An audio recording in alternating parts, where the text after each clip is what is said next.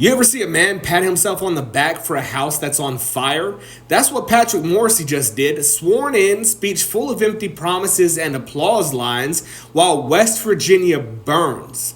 We'll prove you wrong, he says. Prove who wrong, Pat? The DC elites, Hollywood, or the people in this state burying their kids because we led the nation in overdose deaths? Let's talk about those best days ahead. Morrisey says he's going to cut income tax again, bragging about it like he's Santa Claus. But do you know where that money came from last time? The state health department. They gutted it.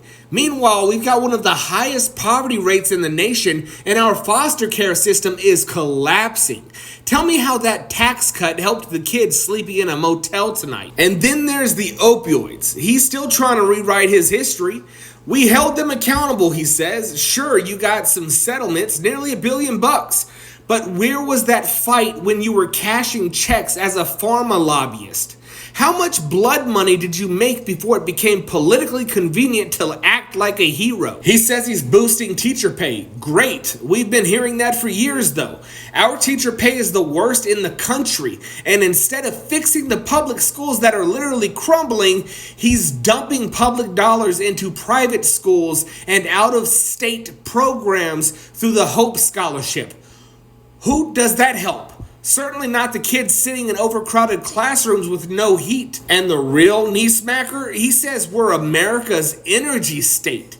He wants to double down on coal and gas, drag us further into the past while the rest of the world moves forward. You know what leveraging resources really means? It means poisoning our water, destroying our mountains, and selling us out to the highest bidder while the profits go straight out of state. Here's a truth that Morrisey will never say. West Virginia does not need tax cuts or ending wokeness or more photo ops with Trump. What we need is investment in people, in communities, in healthcare, education, and jobs that don't kill us. Morrisey's too busy feeding the rich to even consider it. As Thomas Paine said, it is an affront to treat falsehood with complacence. So let's call this what it is, a con.